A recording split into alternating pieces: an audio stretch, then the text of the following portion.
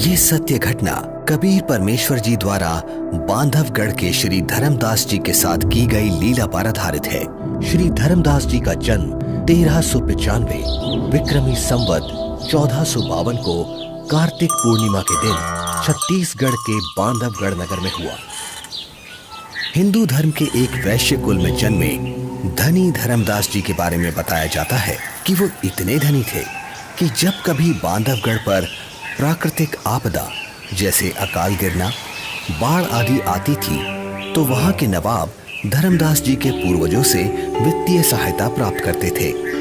आदरणीय धर्मदास जी इतने धनवान होने के बावजूद भी उनकी बचपन से ही भगवान में अपार श्रद्धा थी, जिसके लिए वो हिंदू धर्म में प्रचलित सभी पूजा भी करते थे और श्री रूपदास जी नाम के एक वैष्णव संत से दीक्षा भी ले रखी थी। अपने गुरुदेव के बताए अनुसार वो नित्य गीता जी का पाठ करते, शालिग्राम की पूजा करते, एकादशी का व्रत करते और श्राद्ध इत्यादि भी करते थे। जब धर्मदास जी वृद्धावस्था की दहलीज पर आ गए तो उन्होंने अपनी पत्नी से तीर्थों की यात्रा करने की बात कही। आमिनी। जी स्वामी। गुरुदेव ने कहा है कि मुक्ति पाने के लिए 68 तीर्थों की यात्रा जरूर करनी चाहिए, इसलिए मैं कल तीर्थ यात्रा पर निकल रहा हूँ। मेरे जाने की तैयारी कर देना, यात्रा के लिए जरूरी सामान बांध देना। ठीक है स्वामी। आमिनी, तुम अपना ख्याल रखना। जी, आप भी अपना ध्यान रखना।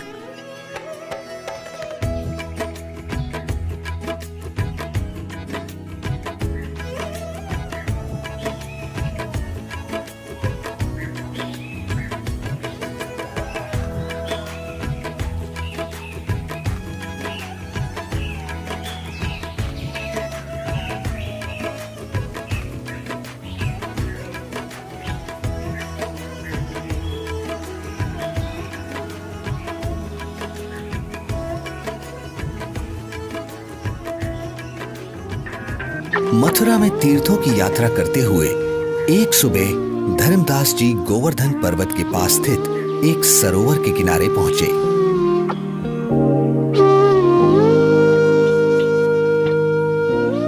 वैसे तो सरोवर का पानी बहुत ही गंदा था, फिर भी वे सरोवर में उतर जाते हैं क्योंकि कहा जाता था कि उसमें नहाने से स्वर्ग मिलता है। इसलिए धर्मदास जी ने उसमें स्नान किया और फिर अपने ठाकुर जी की पूजा करने लगे। तभी वहां सर्वसृष्टि रचनहार कबीर देव जी काशी शहर से आकर प्रकट होते हैं और एक मुसलमान जिंदा महात्मा का रूप बनाकर धर्मदास जी से थोड़ी ही दूरी पर आकर बैठ जाते हैं। अब धर्मदास जी पवित्र गीता जी को खोलकर उसका ऊंचे स्वर में पाठ करने लगते हैं। बहुनी में व्यतीतानि जन्मानि तव च अर्जुन तानि अहम वेद सर्वाणि न त्वम वेद परंतप। श्री भगवान बोले, हे परंतप अर्जुन, मेरे और तेरे बहुत से जन्म हो चुके हैं, उन सबको तू नहीं जानता, मैं जानता हूं। न तू एव अहम जातु न आसम न त्वं न इमे जनाधिपाः न च एव न भविष्यामः सर्वे वयम अतः परम। ना तो ऐसा ही है कि मैं किसी काल में नहीं था, अथवा तू नहीं था, अथवा ये राजा लोग नहीं थे, और ना ऐसा ही है कि इससे आगे हम सब नहीं रहेंगे। वैसे तो धर्मदास जी गीता जी के केवल एक अध्याय का ही नित्य पाठ किया करते थे, किंतु आज एक मुसलमान जिंदा महात्मा को हिंदू धर्म की साधना में रुचि लेता देख और अधिक पाठ करते हैं। कुछ देर बाद जब धर्मदास जी गीता जी को बंद कर माथे पर लगाकर रखने लगते हैं, तब हे महात्मा जी, आपका ज्ञान तो बहुत ही अच्छा है। आप कौन हैं? पहले तो आपको यहाँ कभी नहीं देखा। हे भक्त, मेरा नाम धर्मदास है। मैं बांधवगढ़ का रहने वाला हूँ। मेरा जन्म वैश्य कुल में हुआ है और हम इतने शुद्ध हैं कि किसी शूद्र को अपने निकट तक नहीं आने देते। कोई जीव हिंसा नहीं करते। जीव हिंसा करना पाप है। पापी पार नहीं होता। हे महात्मा जी, फिर तो मैं बहुत ही सौभाग्यशाली हूँ जो मुझे आप जैसे महापुरुष मिले। अब धर्मदास जी कबीर परमेश्वर जी को अपनी पूजा साधना से जुड़ी हुई काफी सारी बातें बताते हैं। कबीर परमेश्वर यानी जिंदा महात्मा धर्मदास जी से पूछते हैं, हे संत जी, मैं परमात्मा के लिए भटक रहा हूँ। आपका ज्ञान सुनकर मैं गदगद हो गया। मैं आपसे नाम दीक्षा लेना चाहता हूँ। ये सुनकर धर्मदास जी मन ही मन काफी प्रसन्न होते हैं और कहते हैं, मेरे गुरु श्री रूपदास जी हैं। वही तुम्हें नाम दीक्षा दे सकते हैं। हाँ, मैं तुम्हें दीक्षा तो नहीं दे सकता, लेकिन अपने गुरुदेव के उपदेश सुना जरूर सकता हूँ। आपको ये जरूर सुनने चाहिए। हाँ हाँ, क्यों नहीं, लेकिन मेरे मन में कुछ शंका भी है महात्मा जी। शंका? जी। कैसी शंका जिंदा? पूछिए पूछिए। हे महात्मा जी, मैं जानना चाहता हूँ कि मुझे कौन सी साधना करनी चाहिए जिससे मैं खुदा को पा सकूं। अगर तुम्हें वास्तव में सच्चे अजर अमर परमात्मा की प्राप्ति करनी है तो सुनो, सबसे बड़ा महापाप होता है जीव हिंसा करना। मांसाहारी और जीव हिंसा करने वाला व्यक्ति कभी भी मोक्ष प्राप्त नहीं कर सकता। ठीक है स्वामी, मैं जीव हिंसा नहीं करूंगा। मेरे गुरुदेव श्री रूपदास श्री राम जी और श्री कृष्ण जी का नाम देते हैं, इसीलिए तुम्हें भी हरे राम हरे कृष्ण का जाप करना होगा। 68 तीर्थ करने होंगे और इसके अलावा एकादशी का व्रत, शालीग्राम पूजा यानी मूर्ति पूजा, श्राद्ध करना आदि कर्मकांड करना भी अनिवार्य है। ऐसे मुक्ति मिलती है। धर्मदास जी एक ज्ञानी की तरह कबीर प्रभु को बातें बता रहे हैं और दूसरी तरफ कबीर परमात्मा एक अनभिज्ञ श्रद्धालु की तरह अपने हाथों को जोड़े हुए धर्मदास जी की सब बातें सुनते हैं और बड़े ही विनम्र भाव से बोलते हैं, हे स्वामी, मैं कुछ और शंका समाधान चाहता हूँ, अगर आपकी आज्ञा हो तो। हाँ हाँ, क्यों नहीं, अवश्य पूछिए। स्वामी जी, ये गीता जी का ज्ञान किसने लिखा है? गीता ज्ञान तो स्वयं श्री कृष्ण जी यानी श्री विष्णु भगवान जी ने बोला है। अच्छा। हाँ स्वामी, आपके कहने से मैं अवश्य राम कृष्ण का जाप करूंगा, लेकिन क्या ये जाप गीता में कहीं लिखा है? नहीं, गीता जी में तो नहीं लिखा। पितृपूजा यानी श्राद्ध आदि कर्मकांड करने, तीर्थों पर भ्रमण करने और व्रत करने के लिए क्या गीता में कहा है? आखिर तुम कहना क्या चाहते हो? कुछ नहीं स्वामी, मैं तो बस ये समझना चाह रहा हूँ, जब गीता जी में व्रत के लिए मना किया गया है तो फिर आप एकादशी के दिन भूखे क्यों मरते हो? तुम भटक गए हो। तुम्हें इन सब साधनाओं का कोई ज्ञान नहीं है, इसीलिए ऐसा बोल रहे हो। नाराज ना हो स्वामी जी, आप मेरी शंका का समाधान नहीं करेंगे तो कैसे बात बनेगी? आप ही बताएं, ये सरोवर जिसमें आपने स्नान किया है, जिसको आप मोक्ष पाने का साधन मानते हैं, लेकिन इस जल के अंदर करोड़ों जीव रहते हैं जिन्हें आपने अभी स्नान करते समय अपने हाथों पैरों से रगड़ रगड़ कर मार डाला है, और स्नान के बाद जो जल आप भगवान की मूर्ति को स्नान कराने के लिए लाए, उसमें भी मूर्ति के स्नान कराने से अनेकों जीव मर गए, और आप कहते हैं कि आप जीव हिंसा नहीं करते।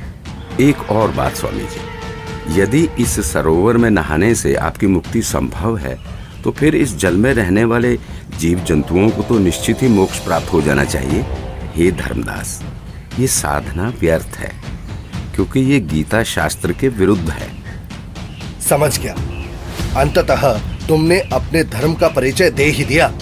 तुम एक मुसलमान हो, इसीलिए ऐसी बातें कर रहे हो, क्योंकि एक मुसलमान ही हिंदू धर्म पर सवाल उठा सकता है।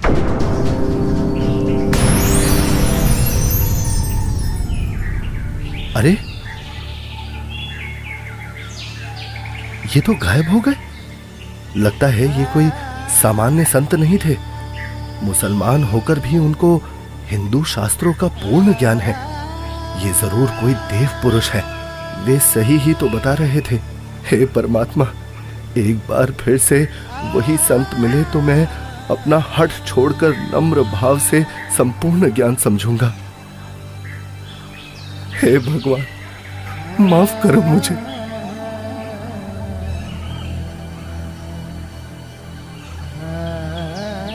वास्तव में गीता जी में कहीं भी हरे राम हरे कृष्ण मंत्र नहीं लिखा है।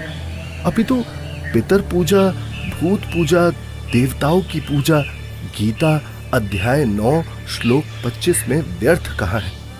मैं महामूर्ख, मंद बुद्धि, इतना दुर्भाग्यशाली हूं कि संपूर्ण ज्ञान सुने बिना एक महान पुरुष को नाराज कर दिया। हे भगवान, मुझे माफ करो। उस महान आत्मा से फिर मिला दो। मैं इस बार उनकी सारी बातें मानूंगा।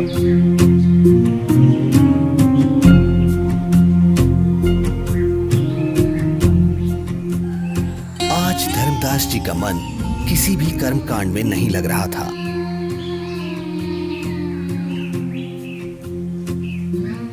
तब उन्होंने सब कार्य छोड़कर खाना बनाने के बारे में सोचा। भगवान का प्रसाद बना लेता हूँ और फिर उन महापुरुष की खोज करता हूँ।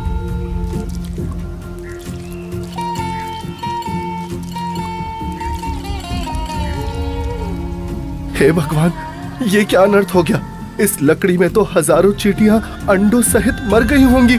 हे भगवान, आज जैसा अनर्थ तो कभी नहीं हुआ। बहुत बड़ा पाप कर दिया मैंने।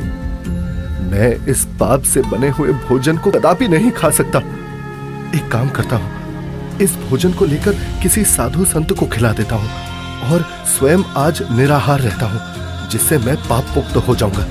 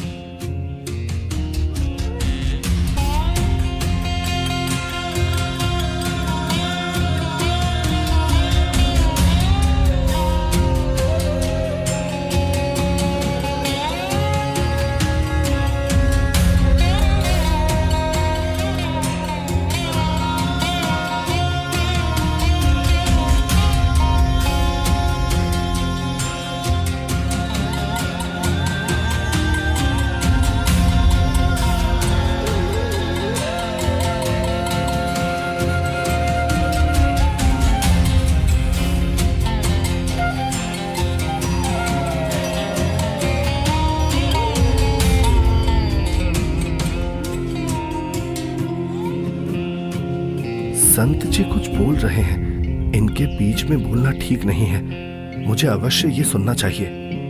मन तू मान सरोवर नारे, यहाँ न भटका खारे। सूरजमुखी फूल जा फूले, शंख पद्म उजियारा।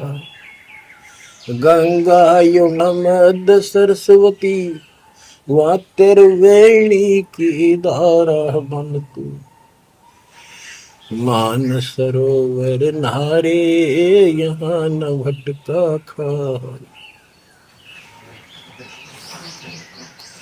जहाँ कमोदनी चंद्रगता है, कमल कमल मद तूरा।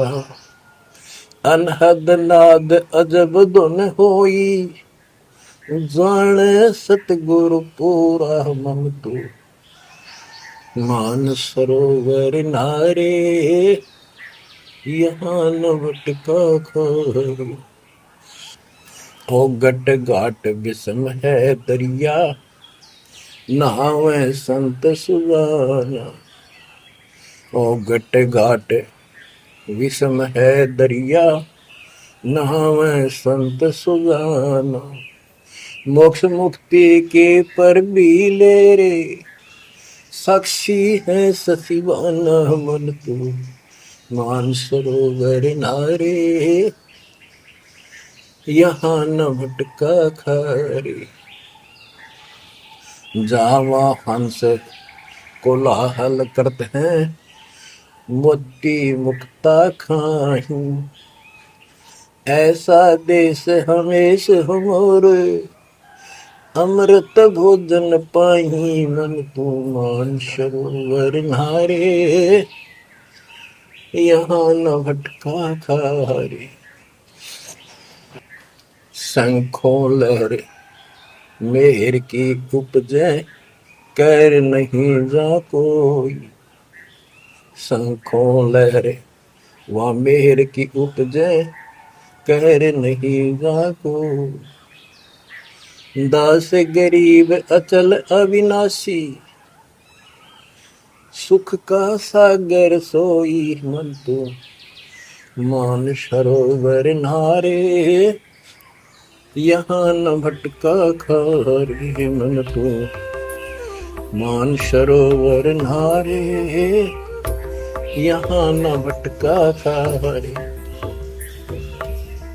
जो पहले मिला वो जिंदा महात्मा तो मुसलमान था, और ये लाल वस्त्र पहने हुए संत जी तो अपने हिंदू धर्म के जान पड़ते हैं, और बातें भी बिल्कुल जिंदा महात्मा वाली ही बता रहे हैं। इनका शिष्य बनने में शर्म भी नहीं आएगी।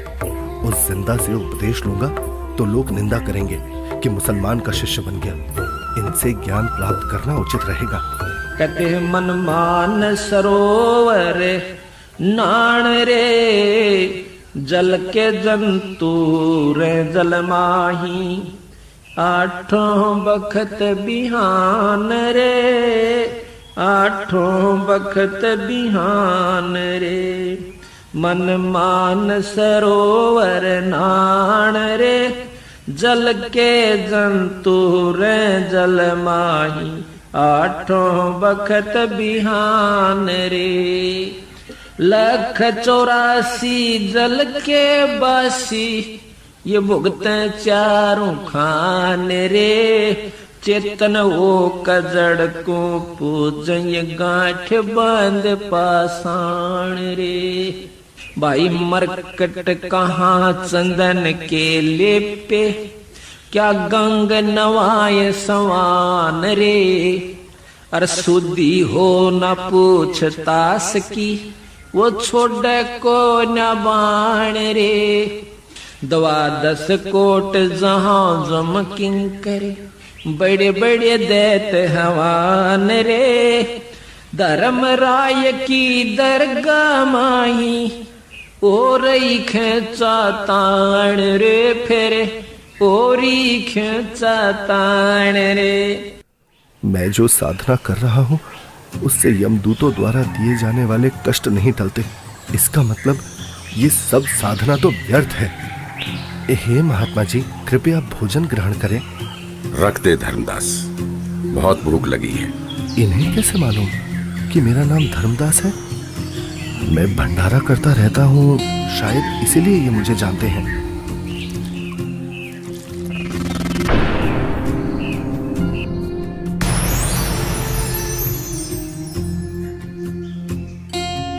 आप तो वही महात्मा जी हो।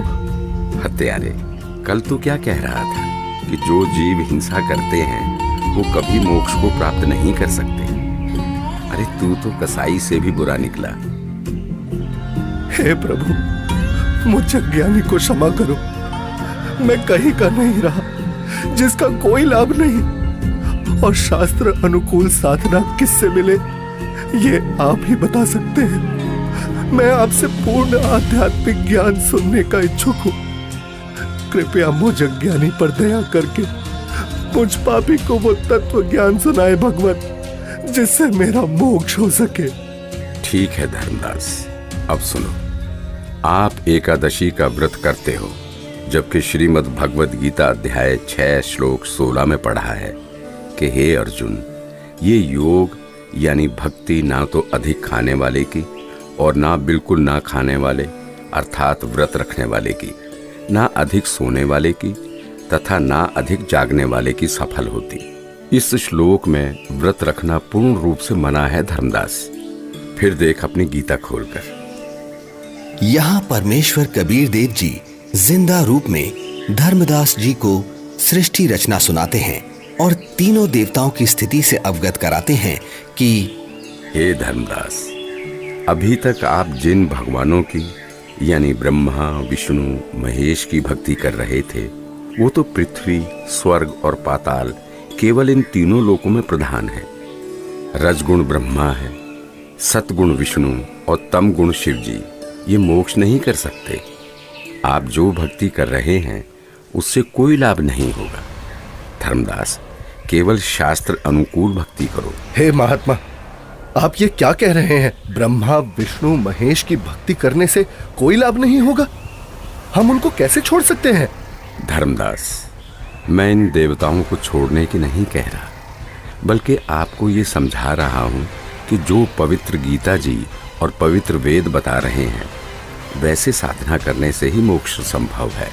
हे जिंदा, भगवान विष्णु अखिल ब्रह्मांड के स्वामी हैं और आप उनको केवल 3 लोक के स्वामी बता रहे हैं। यदि फिर से आपने श्री विष्णु को अपमानित किया तो उचित नहीं होगा। मूर्ख के समझावते ज्ञान गाठी का जाए, कोयला होत न उजला, भावे 100 मन साबुन लाए। ये मैंने क्या कर दिया? मैंने उन महात्मा को फिर से नाराज कर दिया। मेरी बुद्धि भ्रष्ट हो गई है। जो मैंने सच्चे परमात्मा को नहीं पहचाना, उन्हें अपने जैसा मनुष्य मान लिया। हे भगवान, मुझे क्षमा करो। अब जिस पूजा को मैं कर रहा हूं वो कर नहीं सकता और आपकी बात मैंने सुनी नहीं। हे भगवान, मुझे सत्मार्ग दिखाओ, नहीं तो मैं आत्मघात कर लूंगा। मुझे परमात्मा की सच्ची भक्ति चाहिए। अब परमात्मा के अंतर्ध्यान हो जाने से व्याकुल धर्मदास जी अपने आप को कोसते हुए तीर्थ यात्रा को बीच में ही छोड़कर घर को चल पड़ते हैं। रास्ते में धर्मदास जी एक बगीचे में विश्राम करने के लिए रुकते हैं, जहां अक्सर सभी तीर्थयात्री विश्राम के लिए रुका करते हैं। जहां धर्मदास जी चिंतन करते हैं कि पूर्ण परमात्मा की साधना तो मेरे को मिली नहीं और पहले वाली साधना मैं नहीं करूं तो कहीं मैं पाप का भागी ना बन जाऊं। इसलिए धर्मदास जी मूर्ति निकालकर वापस उन्हीं की पूजा करने लगते हैं। तभी दयालु परमात्मा कबीर देव जी पहले की तरह संत रूप बनाकर वहां प्रकट हो जाते हैं, जिन्हें देख धर्मदास की खुशी का ठिकाना ही नहीं रहता। हे परमात्मा, हे मेरे मालिक, बहुत दया करी दाता, मुझ पापी को माफ करे प्रभु। बैठो प्रभु, मैं आपके खाने के लिए कुछ लाता हूँ। नहीं धर्मदास, अभी इच्छा नहीं है। हे भगवान, यदि आप नहीं खाएंगे तो मेरी आत्मा को कष्ट होगा। ठीक है धर्मदास, जो तेरी इच्छा है ले आ खाने के लिए। धर्मदास के काफी आग्रह करने पर और उनके सच्चे भाव को देखकर परमात्मा कबीर जी पेड़े और बताशे खाने लगते हैं। परमात्मा को पेड़े खिलाते हुए धर्मदास जी बहुत प्रसन्न होते हैं। प्रसाद लेने के बाद परमात्मा फिर से ज्ञान चर्चा करने लगते हैं।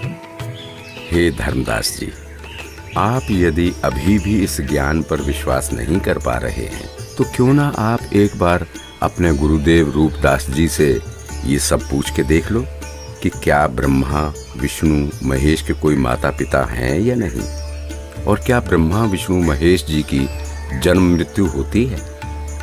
क्या ये देवता आपके पाप कर्म काट सकते हैं? क्योंकि जो ज्ञान मैंने आपको बताया है पुराणों में ये सब स्पष्ट लिखा है। और हाँ धर्मदास, आप अपने गुरु जी से ये भी पूछना कि क्या आप जो भक्ति बता रहे हैं उससे मुझे मोक्ष की प्राप्ति हो जाएगी। हाँ प्रभु, मैं निश्चित ही गुरुदेव से इन शंकाओं का समाधान अवश्य करवाऊंगा। इसके बाद कबीर प्रभु वहां से चल पड़ते हैं। धर्मदास जी कबीर परमात्मा जी को बेहद व्याकुलता में एकटक देखते जा रहे हैं। प्रभु, प्रभु! लेकिन धर्मदास जी के लिए ये परिस्थिति बहुत असामान्य हो जाती है। धर्मदास जी इतना व्याकुल हो जाते हैं कि वो परमेश्वर कबीर साहिब जी को छोड़ना नहीं चाह रहे थे और पहले वाली साधना भी छोड़ना धर्मदास जी के लिए बहुत मुश्किल हो रहा था। कबीर प्रभु के जाने के बाद धर्मदास अपनी शंकाओं के समाधान के लिए अपने गुरु रूपदास जी के आश्रम की तरफ निकल पड़ते हैं।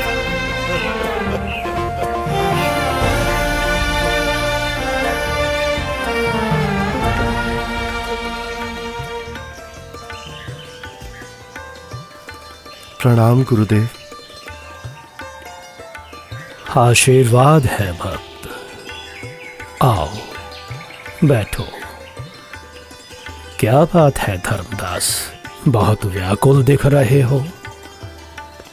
और आप तो तीर्थ यात्रा पर गए थे ना? गुरुदेव, मेरे मन में कुछ शंका है, कृपया उनका समाधान कीजिए। कहो धर्मदास, क्या शंका है आपकी? हे गुरुदेव, सृष्टि का रचयिता कौन है? क्या भगवान विष्णु से ऊपर भी कोई प्रभु है? वो कहाँ रहता है? उसका क्या नाम है? उसकी पूजा की विधि क्या है? और गुरुदेव, क्या आपने जो भक्ति साधना मुझे बताई है, क्या उससे मेरा मोक्ष हो जाएगा? हे धर्मदास, आज तुम ये क्या बोल रहे हो? ऐसा ज्ञान तुम्हें किसने सिखा दिया? तुम लक्ष्मी नारायण की भक्ति करो, ठाकुर जी की सेवा करो और राम कृष्ण जी का जाप करते हुए प्रतिमा पूजा करो, जिससे तुम्हारी मुक्ति हो जाएगी। तुम यात्रा पर जाओ, जगन्नाथ के दर्शन करो, गोमती, गोदावरी इन नदियों में स्नान करो, काशी जाओ, तीर्थ नहाओ, उससे ज्यादा पुण्य होता है और स्वर्ग की प्राप्ति होती है बच्चा। भगवान तो निराकार है, वो ज्योत स्वरूपी निरंजन है जो शून्य में रहता है। हे गुरुदेव, यहां मैं एक बात पूछना चाहूंगा, आप क्रोधित ना होना गुरुवर। हे गुरुदेव, जो ज्योत निरंजन आप बता रहे हैं, वो तो प्रतिदिन 1 लाख मानव खाता है और 1.25 लाख उत्पन्न करता है। गुरुदेव, मुझे जीव भक्षक नहीं, जीवों की रक्षा करने वाला भगवान कौन है वो बताइए। ये ज्योति निरंजन ब्रह्म तो जीवों को खाता है। और गुरुदेव, ऐसा तो आप भी मानते हैं कि एक दिन वैकुंठ समेत तीनों लोक भी नष्ट होंगे, यानी स्वर्ग भी नष्ट होगा। फिर मुझे वहां की भक्ति क्यों बता रहे हो? गुरुदेव, मुझे उस अविनाशी स्थान के बारे में बताओ जिसका जिक्र गीता अध्याय 18 श्लोक 62 में किया है कि हे अर्जुन, तू सर्वभाव से उस परमेश्वर की शरण में जा। उसकी कृपा से ही तू परम शांति को और सनातन परम धाम शाश्वतम स्थानम अविनाशी लोक को प्राप्त होगा। इस प्रकार धर्मदास जी जिंदा बाबा रूप में मिले परमेश्वर कबीर जी से सुनी सृष्टि रचना के आधार पर काफी तर्क रखते हैं, जिसके पश्चात गुरु रूपदास जी कहते हैं, बेटा धर्मदास, जो ज्ञान मेरे पास था वो सब मैंने आपको बता दिया है। इससे आगे का मुझे कोई ज्ञान नहीं है। जो महात्मा आपको मिले हैं वो अवश्य ही कोई पहुंचे हुए महापुरुष हैं। हे गुरुदेव, मुझसे कोई गलती हुई हो तो माफ करना, किंतु जिसने मुझे ये तत्व ज्ञान बताया है, अब मैं उन्हीं के चरणों में जाऊंगा। आज के बाद वही मेरे सद्गुरु होंगे। ठीक है धर्मदास, आप उनको अपना सद्गुरु बनाओ और उनके अनुसार बताई साधना कर लो। इसके बाद धर्मदास जी गुरु रूपदास जी को प्रणाम करके वहां से अपने घर की तरफ निकल पड़ते हैं।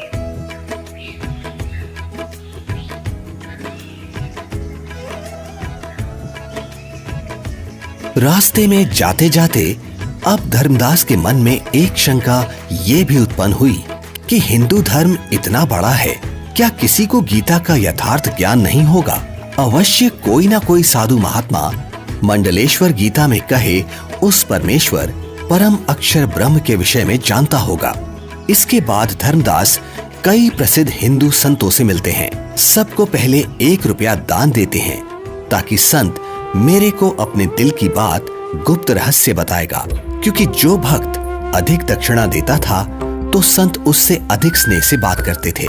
उस समय 1 चांदी का रुपया आज के 10,000 रुपए के लगभग कीमत का होता था। सबसे पहले धर्मदास जी एक वैष्णव महामंडलेश्वर श्री ज्ञानानंद जी के पास जाते हैं, जिनका बहुत अधिक बोलबाला था। हे संत जी, क्या श्री ब्रह्मा जी, श्री विष्णु जी और श्री शिव जी के कोई माता पिता हैं? बच्चा, इनका कोई जन्म मरण नहीं होता, इसलिए माता पिता का तो सवाल ही नहीं उठता। इतना सुनकर धर्मदास जी वहां से चल पड़ते हैं।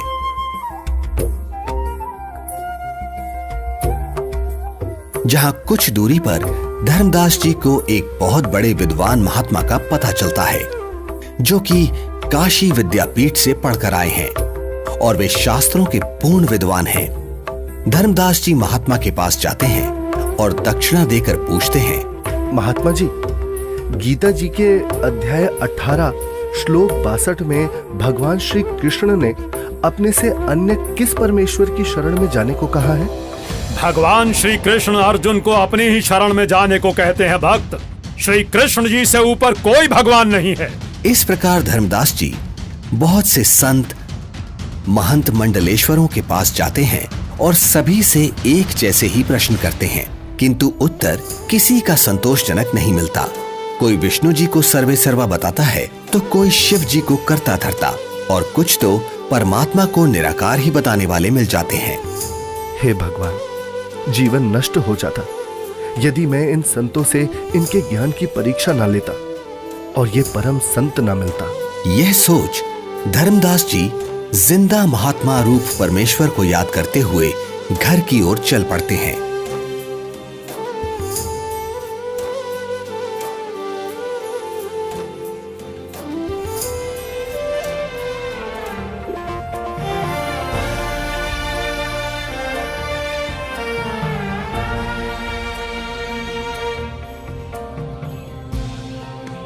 जहां मार्ग में एक नदी आती है, जिसके किनारे वृक्ष के नीचे एक हिंदू संत विराजमान दिखाई देते हैं, जिनके पास 4-5 व्यक्ति भी बैठे हैं। धर्मदास जी भी विश्राम करने के उद्देश्य से संत के पास कुछ दूरी पर वृक्ष के नीचे छाया में दूर से ही राम राम करके बैठ जाते हैं।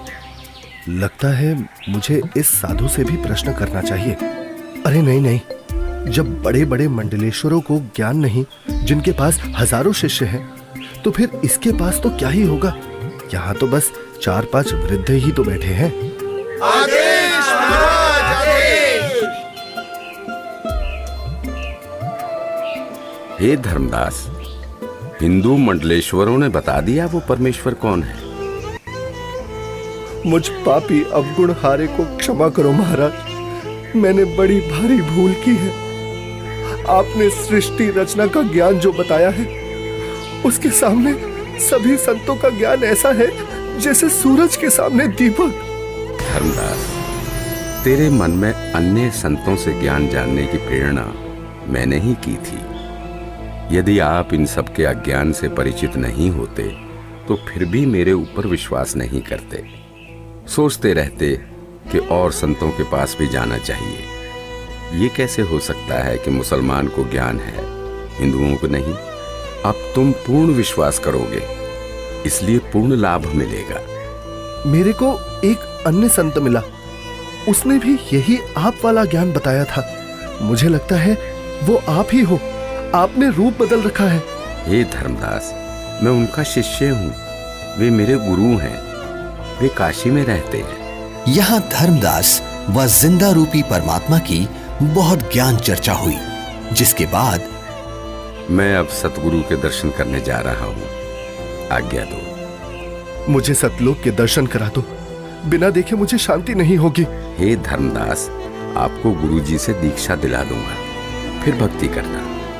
हे जिंदा, आप ही सब कुछ हो, अपने आप को छुपा रहे हो। मुझे सतलोक दिखाओ ताकि मेरी आत्मा को संतोष हो।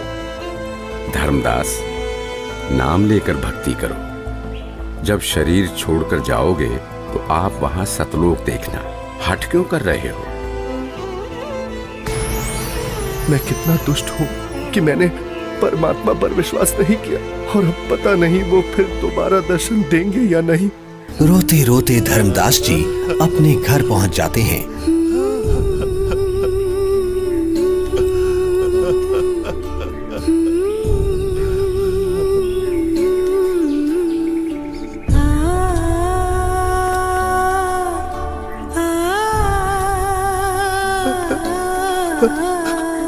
उनकी ऐसी हालत देख और यात्रा से जल्द ही वापस लौटने पर पत्नी आमनी देवी भी हैरान हो जाती है और बार बार धर्मदास जी से उनके रोने का कारण पूछती है, लेकिन धर्मदास जी उन्हें कुछ नहीं बता पाते, केवल रोते ही रहते हैं।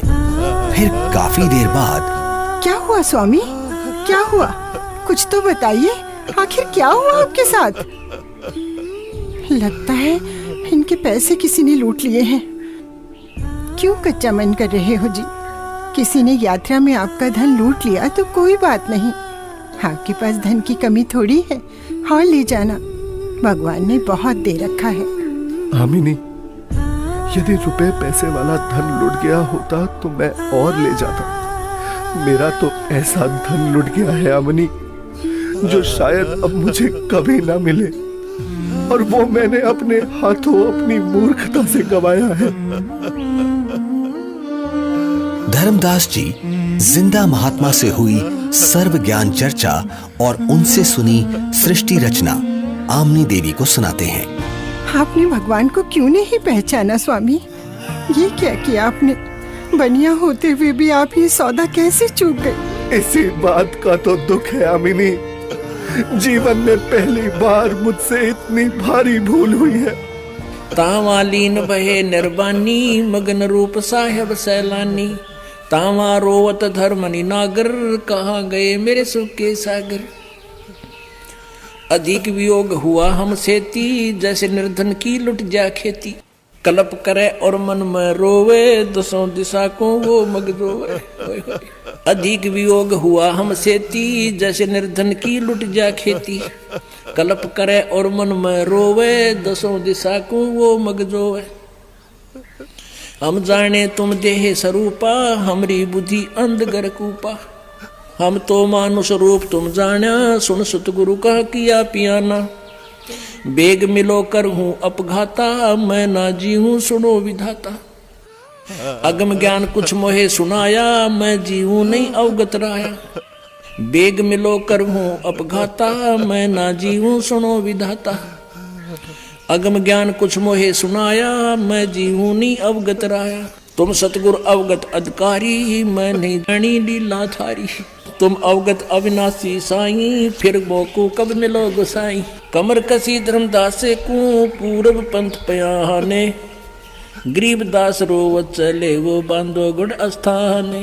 अब धर्मदास रोजाना अपने घर के आसपास, जंगलों में, नदियों के पास, नगरों में और दूसरी अलग अलग जगह पर काफी सारे धर्मगुरु, संत, महंत, मंडलेश्वर, आचार्य, शंकराचार्य के पास जा जाकर परमात्मा को ढूंढने लगे। कहीं वेश बदल कर बैठे हों, इसलिए प्रश्न भी करते कि श्री ब्रह्मा जी, श्री विष्णु जी, श्री शिव जी के माता पिता कौन है, वो परमात्मा कौन है। परंतु उत्तर ठीक नहीं होता था। तो स्पष्ट था ये साधु संत परमात्मा जिंदा नहीं है। 6 महीने तक जिंदा बाबा नहीं मिले। तब एक दिन, हे स्वामी, आप ऐसे मत रोइए, भला रोने से कोई समाधान थोड़ी ना होगा। कुछ याद कीजिए स्वामी, उन्होंने कुछ तो बताया होगा कि वो किस प्रकार मिलते हैं, कहाँ मिलते हैं। हाँ, याद आया आमिनी, उन्होंने ज्ञान चर्चा करते समय बताया था। जहाँ कहीं भी धर्म भंडारे चल रहे होते हैं, मैं वहाँ जरूर उपस्थित होता हूँ और अपनी प्यारी आत्माओं को ज्ञान समझाता हूँ। धर्मदास, क्या धर्म भंडारा? फिर तो स्वामी क्यों ना हम धर्म भंडारा ही करवा दें। हाँ, यही सही है। 3 दिन का धर्म भंडारा करते हैं।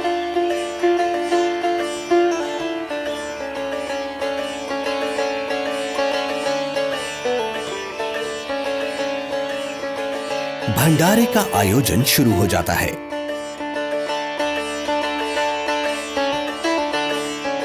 दूर दूर से साधु महात्मा भंडारे में आने लगते हैं।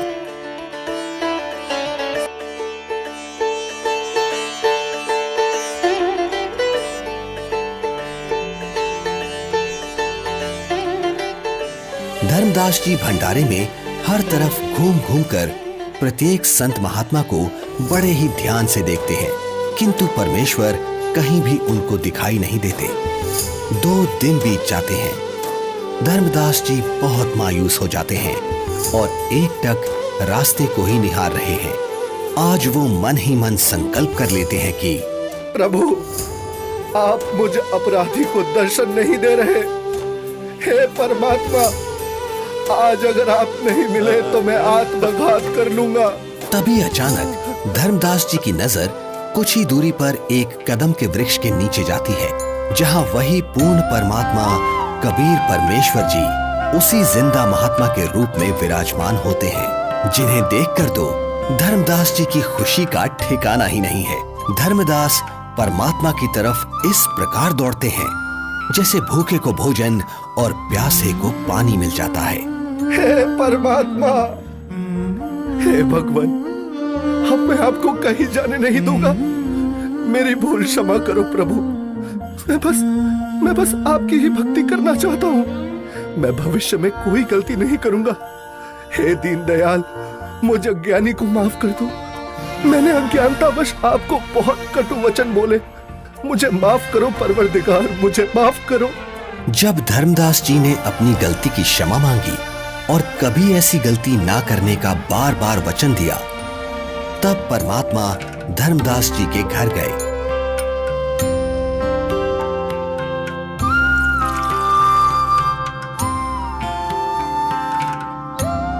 जहां आमनी देवी और धर्मदास जी दोनों ने परमात्मा की बहुत सेवा की और उनसे नाम दीक्षा ली। हे प्रभु, आपका बच्चा बहुत नरम दिल का है। इतना रोया मैं भी रुला दी। आपकी तड़फ में दिन रात रोता रहा। मैं बार बार हिम्मत हौसला दिलाती, परमात्मा अवश्य मिलेंगे। ये रोते हुए कहते, आमनी अब नहीं मिलेंगे। मैंने उनको बहुत बार परेशान किया अपनी मूर्खता व अज्ञान के कारण। फिर रोने लग जाते। आपने अपने दास को इतना कष्ट नहीं देना था। बेटी, जैसे लोहे का औजार बनाने के लिए गर्म किया जाता है, फिर उस पर चोट लगाई जाती है, तब वो काम बनता है। ठंडे लोहे पर चोट काम नहीं करती, इसलिए धर्मदास को 6 महीने गर्म करना पड़ा। ये काल का वकील बना था। अब जो मैं बताऊंगा ये सब मानेगा और काम का हो जाएगा, यानी मोक्ष प्राप्त करेगा। धर्मदास, आपको वो भगवान मिला है जिसको पाने के लिए राजाओं ने राज त्याग दिए, ऋषियों ने शरीर तक गला दिए। इसलिए अब खूब भक्ति करो ताकि आप हमेशा हमेशा के लिए सतलोक के निवासी बन सको, जहां आपको इतना सुख मिलेगा जो स्वर्ग क्या महास्वर्ग में भी नहीं है। सुंदर बाग, सदाबहार फलदार वृक्ष और दूधों की नदियां बहती हैं, जहां सुंदर नर और नारी रूप में हंस आत्माएं रहती हैं। वे कभी वृद्ध नहीं होते और वहां जाने के बाद कभी मृत्यु भी नहीं होती। धर्मदास, हे महाराज, नाराज ना होना। कृपया मुझे वो अमर लोक दिखाने की मेहर करे परवरदिगार, ताकि मेरा विश्वास दृढ़ हो। आप भक्ति करो। जब शरीर त्याग कर जाओगे तो सतलोक को ही प्राप्त करोगे। धर्मदास जी के अधिक आग्रह करने पर कबीर परमेश्वर जिंदा रूप में धर्मदास जी की आत्मा को निकालकर ऊपर सतलोक में ले जाते हैं। सतलोक, जहां दरबार के द्वार पर खड़े द्वारपाल को परमेश्वर ने कहा कि धर्मदास जी को परमात्मा के दर्शन कराओ। जिंदा रूप परमात्मा पीछे से अपने सिंहासन के पास चले गए, जिसके कुछ ही देर बाद देखते ही देखते वहां पर बहुत सारे हंस तथा हंसनी इकट्ठे होकर नाचते गाते हुए धर्मदास जी को परमेश्वर के सिंहासन के पास लेकर जाते हैं, जहां परम अक्षर ब्रह्म कबीर साहिब जी, जिनके एक रोम का प्रकाश करोड़ों सूर्य और करोड़ों चंद्रमा के प्रकाश से भी कई गुना अधिक था, वो एक बहुत ही सुंदर सिंहासन पर विराजमान है। जिंदा रूप में नीचे से गए परमात्मा तख्त पर विराजमान अपने ही दूसरे स्वरूप पर चंवर करने लगते हैं, जिसे देख धर्मदास जी सोचते हैं कि जिंदा महात्मा तो परमेश्वर का सेवक है। धर्मदास जी इतना सोच ही रहे थे कि कुछ ही देर में तख्त पर विराजमान परमात्मा खड़े हो जाते हैं और जिंदा महात्मा तख्त पर विराजमान हो जाते हैं तथा तेजोमय परमात्मा जिंदा महात्मा पर चंवर करने लगते हैं, जिसे देख धर्मदास जी हैरान हो जाते हैं कि तेजोमय परमात्मा जिंदा महात्मा पर चंवर क्यों कर रहे हैं। आखिर ये जिंदा महात्मा है कौन? इतने में तेजोमय शरीर वाले परमात्मा जिंदा महात्मा के शरीर में समा जाते हैं और चंवर अपने आप होने लगता है। धर्मदास, मैं ही संपूर्ण सृष्टि का रचयिता हूं। मेरा ही नाम कबीर देव है।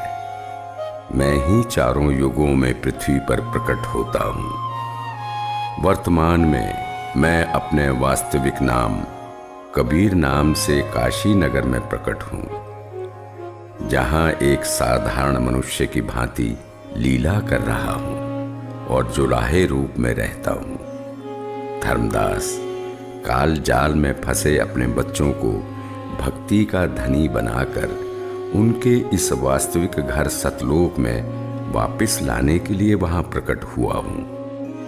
हे सर्व सृष्टि रचनहार, मैं बहुत दुष्ट हूं। मैंने आपको कितना दुखी किया, कितना अपमानित किया। मुझे माफ कर दो परवरदिगार, मैं बहुत नीच हूं, माफ कर दो मुझे। हे परमात्मा, आपने ये इतना प्रकाशमान रूप पृथ्वी पर क्यों नहीं प्रकट किया? क्यों छुपा रखा है? हे धर्मदास, यदि इसी रूप में नीचे जाऊं तो किसी की भी आंखें इस प्रकाश को सहन नहीं कर सकती। दूसरी बात, काल ब्रह्म यानी ज्योति निरंजन का डर के मारे हाल बेहाल हो जाएगा। इसलिए काल के लोक में गुप्त रहकर जीवों को ज्ञान सुनाता हूं, उनका कल्याण करता हूं। धर्मदास, अब आप नीचे जाकर खूब भक्ति करो और वहां काल जाल में फंसे अपने सभी भाई बहनों को भी समझाओ। सत्य का गवाह बनो कि ये काशीवासी जुलाहा सर्व सृष्टि रचनहार है, सबका धारण पोषण करने वाला है। परम अक्षर ब्रह्म यानी सत्य पुरुष अविनाशी परमेश्वर है। यही वास्तव में परमात्मा है। जैसा गीता अध्याय 15 श्लोक 17 में तथा अध्याय 2 श्लोक 17 में लिखा बताया है, वह यही है। नहीं नहीं महाराज, मुझे यही रख लो, यही रख लो महाराज, मुझे यही रख लो। हमने बहुत भारी गलती की है। काल के साथ उस मृत लोक में जाकर ऐसे सुख सागर को छोड़कर अब उस नरक में मुझे नहीं जाना प्रभु, हमें यही रख लो महाराज।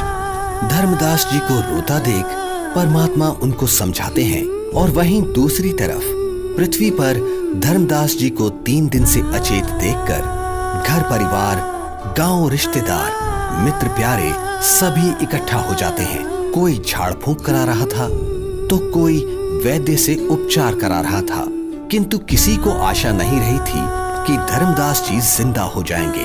आमिनी देवी का भी रो रो कर बुरा हाल हो जाता है। तब तीसरे दिन परमात्मा ने धर्मदास जी की आत्मा को शरीर में प्रवेश करा दिया।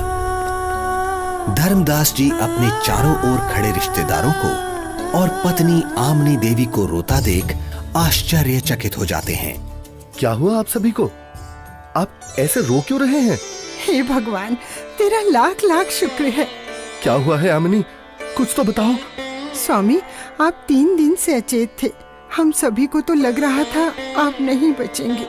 आमिनी, वो जिंदा महात्मा ही सर्व सृष्टि के रचनहार हैं। उनके सामने ब्रह्मा, विष्णु, महेश, दुर्गा, गणेश, क्षर पुरुष, अक्षर पुरुष कुछ भी नहीं है। वही मुझे अपने सतलोक लेकर गए थे। वहां हम सभी के बड़े बड़े महल हैं, दूधों की नदियां, सदाबहार फलदार वृक्ष हैं।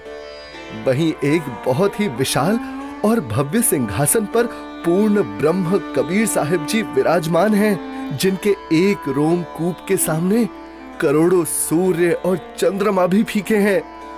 सतलोक का वर्णन करते हुए अचानक धर्मदास जी को परमात्मा के काशी में प्रकट होने वाली बात याद आती है, जिसके बाद धर्मदास जी काशी नगर में जाकर कबीर जुलाहे रूप में आए परमात्मा की झोपड़ी का पता करते हैं। जहां असंख्य ब्रह्मांडों के स्वामी कबीर परमेश्वर जी को कपड़ा बुनने का कार्य करते देख धर्मदास जी को बड़ा ही आश्चर्य होता है। हे प्रभु, मुझ अज्ञानी को क्षमा करो प्रभु। मुझे विश्वास नहीं हो रहा था कि आप ही परमात्मा हैं, आप ही परम अक्षर ब्रह्म हैं। इस वेशभूषा में तो आपको कोई भी नहीं पहचान सकता। इसके बाद परमेश्वर कबीर जी ने धर्मदास जी को सतनाम दिया, जिसे पाकर धनी धर्मदास जी बहुत खुश होते हैं। हे प्रभु, बड़ी दया करी आपने, मेरा तो जीवन सफल हो गया। बेटा धर्मदास, अब आप अपने घर जाओ और भक्ति करो, मैं वहीं आऊंगा। जी जरूर आना परमात्मा। वहां मेरे बेटे को भी समझाना और आमिनी को भी सतनाम देना। ठीक है बच्चा, मैं जरूर आऊंगा। हे परमात्मा, आप बहुत दयालु हो जो आपने हमें शरण में ले लिया। हे प्रभु, आपने हम दोनों को तो शरण में ले लिया, किंतु मेरा एक लौता पुत्र नारायण दास, वो काफी समझाने के बावजूद भी आपके इस सत्य ज्ञान को स्वीकार नहीं कर रहा। बेटा धर्मदास, तेरे बेटे नारायण दास के रूप में काल ने तुम्हारे घर पर अपना दूत भेज रखा है। वो नहीं मानेगा। आप इसको मत देखो, अपनी भक्ति पर ध्यान दो। यह बात सुनकर धर्मदास को बहुत दुख हुआ और विश्वास नहीं हुआ कि मेरा बेटा नारायण दास काल का दूत है। परमात्मा समझ गए कि धर्मदास पुत्र मोह में अपना जीवन नष्ट करेगा। धर्मदास, आप पुत्र को बुलाओ, मैं भी समझाता हूँ। बच्चा है, मान जाए तो। बेटा नारायण दास, आज गुरुजी आए हैं, उनके चरण स्पर्श कर आशीर्वाद ले ले, तेरा भी कल्याण हो जाएगा बेटा। पिताजी, आपके ऊपर इस जुलाहे ने जादू कर दिया है, आपका दिमाग खराब कर दिया है। आपने देवी देवताओं व पितर पूजा छोड़ दी है। मैं उसकी शक्ल भी नहीं देखना चाहता। बेटा, एक बार चल, फिर ना जाना। धर्मदास जी के अधिक आग्रह करने पर नाराज अवस्था में नारायण दास चल पड़ता है। जाकर थोड़ी दूरी पर कमरे में सतगुरु के सामने बैठ जाता है। परमात्मा समझाने लगते हैं, किंतु नारायण दास कुछ भी समझने को तैयार नहीं होता। बेटा, पूर्ण परमात्मा की भक्ति करो, आपका भी मोक्ष हो जाएगा। मैंने नहीं सुननी आपकी झूठी कहानी।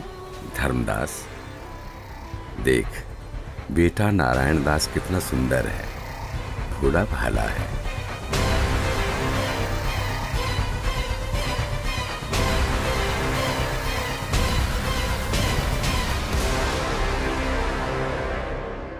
बेटा नारायण दास, आप जाओ, आपको जो ठीक लगे करो।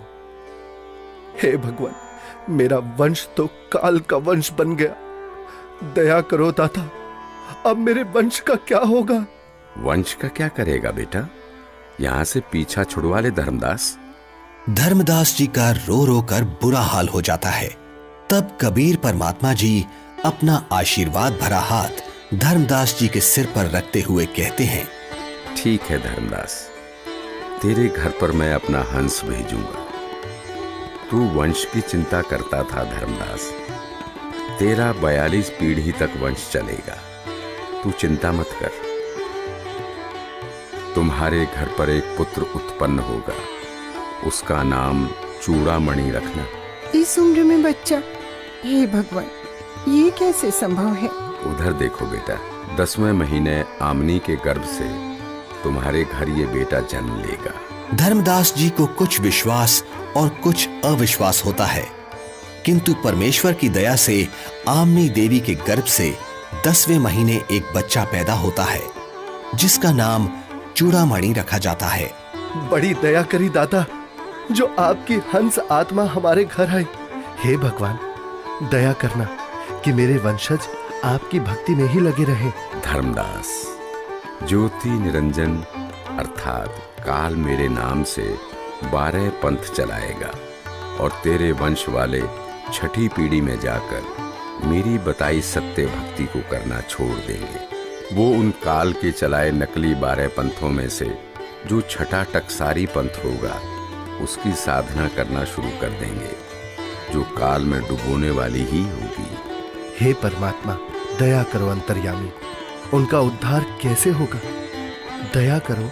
हे धर्मदास, काल द्वारा चलाए जाने वाले 12 पंथों में 12वां पंथ का प्रवर्तक संवत 1774 में जन्म लेगा। उस पंथ समेत सब 12 पंथों के पंथी मेरी वाणी का गलत अर्थ लगाकर गलत साधना करेंगे। असंख्य जन्म तक सतलोक नहीं जा सकेंगे। उसी 12वें पंथ में हम ही प्रकट होंगे। हम गुप्त रूप से लीला करेंगे। धर्मदास, मैंने तेरे को 42 पीढ़ी तक तुम्हारा वंश कलयुग में चलने का आशीर्वाद दिया। तेरे वंश वालों का उद्धार मेरे द्वारा भेजे जाने वाले मेरे कृपा पात्र महापुरुष से होगा। जिस समय कलयुग 5505 वर्ष बीत जाएगा, तब वो महापुरुष मेरा भेजा हुआ आएगा। अर्थात उसे मुझे ही समझ। वो सारे संसार के प्राणियों का उद्धार करेगा। उस समय तेरे बिंद वाले यानी तेरी 42 पीढ़ी वाले हों या सारा संसार, जो भी उससे नाम दीक्षा लेगा उन सबकी मुक्ति हो जाएगी। मेरा आशीर्वाद है। आज वर्तमान में स्वयं कबीर परमात्मा के अवतार बंदी छोड़ सतगुरु रामपाल जी महाराज आए हुए हैं, जो कि सर्व समाज को सतभक्ति प्रदान कर रहे हैं, जिनसे नाम दीक्षा लेकर भक्ति करने से सर्व सुख व पूर्ण मोक्ष की प्राप्ति होती है। सत साहिब जी।